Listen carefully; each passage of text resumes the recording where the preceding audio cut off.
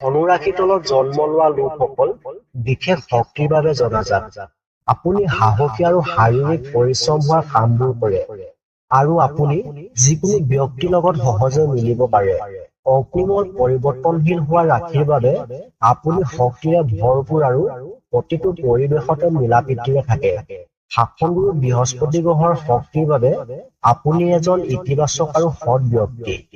আপুনি বা আপোনাৰ ঘৰত যদি ধনুৰাশি মানুহ আছে, তেনেহলে এই ভিডিঅ'টো আপুনি অকণমানো স্কিপ নকৰাকৈ চাব। কাৰণ এই ভিডিঅ'টোত ধনুৰাশি ব্যক্তিসকলৰ 2025 বৰ্ষ সম্পূৰ্ণ ৰাশিফল জানিব পাৰিব। লগতে 2025 চনত কিছুমান গুৰুত্বপূৰ্ণ গ্ৰহ ট্ৰেনজিট আৰু জ্যোতিষৰ সমাধানসমূহ আপোনাক জনাম।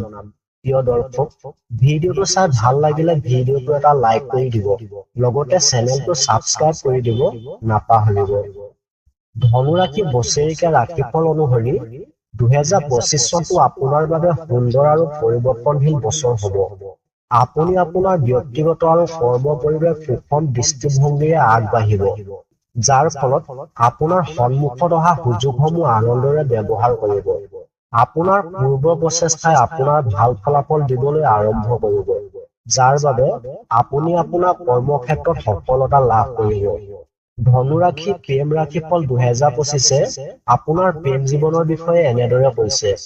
আপুনি আপোনাৰ সম্পৰ্ক প্ৰতিটো দিশ বা আপোনাৰ সংগীৰ সৈতে আপোনাৰ বিবাহিত জীৱন সুখ সমৃদ্ধিৰে উপভোগ কৰিব। যদি আপুনি অবিবাহিত, তেন্তে বছৰৰ আৰম্ভণিত আপোনাৰ সম্ভাৱ্য সংগী লগ পোৱাৰ বাবে অনুকূল হ'ব। কিন্তু বছৰৰ শেষ ছমাহ কিছু বাধাৰ সৃষ্টি হ'ব পাৰে, যিবোৰ শান্তিপূৰ্ণভাৱে সমাধান কৰিলে সমাধান হ'ব। বছৰৰ আৰম্ভণি হয়তো প্ৰেম সম্পৰ্কত থকাসকলৰ বাবে সংগ্ৰাম হ'ব পাৰে, কিন্তু বছৰৰ বাকী সময়খিনি ভাৰসাম্য আৰু শান্তিৰে ভৰা হ'ব। আৰু এই বছৰত আপুনি আপোনাৰ সম্পৰ্কৰ নতুন আৱেগ সৃষ্টি কৰিব। 2025 চনৰ ধনুৰাশি কেৰিয়াৰ ৰাশিফলে আপোনাৰ ধনৰ বিষয়ে এনেদৰে কৈছে। আপোনাৰ কেৰিয়াৰ কথা আহিলে, ধনুৰাশি 2025 চনটো আপোনাৰ বাবে প্ৰতিশ্ৰুতিৰে ভৰা। ধনুৰাশিফল 2025 ইংগিত দিয়ে যে ইতিবাচক কৰ্ম পৰিৱেশ, যিয়ে আপোনাৰ বৃদ্ধিত সহায় কৰিব আৰু আপোনাৰ স্থানত আগবাঢ়িবলৈ অনুমতি দিব। বছৰৰ শেষ ছমাহে স্থিতিশীলতা আনিব, কাৰণ আপুনি নিজেই বিশ্লেষণ আৰু উন্নতি কৰিব। এই বছৰ আপোনাৰ ব্যৱসায় আৰম্ভণি ভাল হ'ব, কিন্তু বছৰৰ শেষ ছমাহে আপোনাৰ আচৰিত ধৰণৰ ফলাফল দিব। ব্যৱসায় সম্প্ৰসাৰণ আৰু বৃদ্ধি হ'ব, যাৰ ফলত আপুনি ব্যৱসায় পথ অধিক নিৰাপদ অনুভৱ কৰিব। বিত্তীয় আৰু বিনিয়োগৰ কথা আহিলে, আপুনি ভাল পৰিমাণে ধন জমা কৰিব পাৰিব আৰু বিত্তীয় ক্ষেত্ৰত আত্মবিশ্বাসী হ'ব পাৰিব। কিছু অভাৱনীয় খৰচ হ'ব, কিন্তু বছৰৰ শেষ ছমাহ অধিক সুৰক্ষিত হ'ব আৰু আপুনি আপোনাৰ বেংক বেলেন্স বৃদ্ধি হোৱা দেখিব। বিনিয়োগৰ সম্ভাৱনাৰ ক্ষেত্ৰতো এই বছৰটো যথেষ্ট লাভজনক দেখা গৈছে। সময় অনুসৰি সঠিক বিনিয়োগে উচ্চ লাভৰ ফল দিব। ধনুৰাশি পৰিয়াল ৰাশিফল 2025 আপোনাৰ পৰিয়াল আৰু মংগলৰ বিষয়ে এনেদৰে কৈছে। ধনুৰাশি পৰিয়াল ৰাশিফল 2025 অনুসৰি এই বছৰটো আনন্দ আৰু হতাশা আহিব পাৰে, কিন্তু আপুনি হতাশ হোৱাৰ কোনো প্ৰয়োজন নাই। বিশেষকৈ ধৰ্মীয় বা আধ্যাত্মিক স্থানলৈ আপোনাৰ ছুটি ভ্ৰমণে শান্তি আৰু সম্প্ৰীতি বৃদ্ধি কৰাত সহায় কৰিব। যদিও দূৰত থকা আত্মীয়ই কিছু সমস্যাৰ সৃষ্টি কৰিব পাৰে, তথাপি পৰিয়াল ঐক্যৰ ওপৰত গুৰুত্ব দিলে আৰু ইজনে সিজনৰ প্ৰতি সৎ হলে এই সমস্যাবোৰ দূৰ কৰাত সহায় হ'ব। ইতিবাচক হৈ থাকক আৰু ইজনে সিজনক উৎসাহিত কৰক। তথাপিও কিছুমান ভুল বুজাবুজি থাকিব, যিবোৰ ধৈৰ্য ধৰি সমাধান কৰিলে সমাধান হ'ব। এইবাৰ আপোনাৰ শাৰীৰিক আৰু মানসিক স্বাস্থ্য অৱস্থা ভাল হ'ব আৰু সপোনবোৰ উন্নতিৰ দিশে বাট ল'ব। যেতিয়ালৈকে আপোনাৰ জন্ম তালিকাত কোনো মহাদশা আৰু অন্তৰ্দশা নাথাকে, তেতিয়ালৈকে আপোনাৰ ব্যক্তিগত জীৱনত কোনো বেয়া প্ৰভাৱ নপৰে।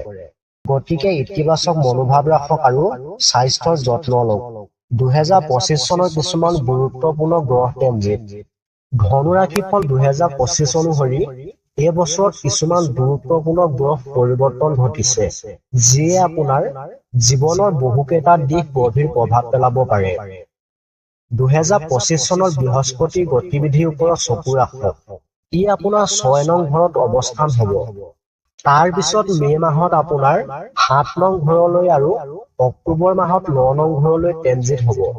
এই পৰিৱৰ্তনে আপোনাৰ কেৰিয়াৰ, ব্যৱসায়, ব্যক্তিগত জীৱন, ধন, আনকি আপোনাৰ শাৰীৰিক সুস্থতালৈও উল্লেখযোগ্য লাভ কঢ়িয়াই আনিব। আনহাতে গুৰুত্বপূৰ্ণ গ্ৰহ শনি মাৰ্চ মাহত আপোনাৰ 3য় ঘৰৰ পৰা আপোনাৰ 4ৰ্থ ঘৰলৈ ট্ৰেনজিট হ'ব, যিয়ে আপোনাৰ পাৰিবাৰিক জীৱন আৰু ঘৰুৱা পৰিৱেশত প্ৰভাৱ পেলাব।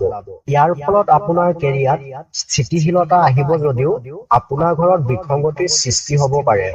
ইয়াৰ বাহিৰেও ৰাহুৱে মে' মাহত আপোনাৰ 4ৰ্থ ঘৰৰ পৰা 3য় ঘৰলৈ ট্ৰেনজিট কৰিব। এই ট্ৰেনজিট আপোনাৰ আৰ্থিক লাভৰ বাবে ভাল হ'ব, বিশেষকৈ বিপন্ন আৰু বিক্ৰয়ৰ ক্ষেত্ৰত থকাসকলৰ বাবে। কিন্তু ই আপোনাৰ ভাই ভনীৰ সৈতেও সংঘাতৰ সৃষ্টি কৰিব পাৰে। ইয়াৰ লগতে জ্যোতিষামাধানসমূহ পূৰ্ণিমা দিনাৰ সংগীক লগ কৰিবলৈ চেষ্টা কৰক আৰু চন্দ্ৰ পোহৰত খোজ কাঢ়ক। প্ৰতি শুকুৰবাৰে গা ধোৱা পানীত কেইটোপালমান গোলাপ পানী বা গোলাপৰ পৰা আৱিষ্কাৰক তেল মিহলাই প্ৰতিদিনে ফুলৰ সুগন্ধি প্ৰয়োগ কৰিব। আপোনাৰ শিক্ষকসকলক সন্মান কৰক, তেওঁলোকক লগ পাবলৈ চেষ্টা কৰক আৰু সম্ভৱ হ'লে আশীৰ্বাদ গ্ৰহণ কৰক। শুৱাৰ কোঠাৰ বিচনাৰ ওপৰত ময়ূৰ পাখি ৰাখক আৰু গোটেই ঘৰটো পাতল চন্দন কাঠৰ সুগন্ধি ব্যৱহাৰ কৰক।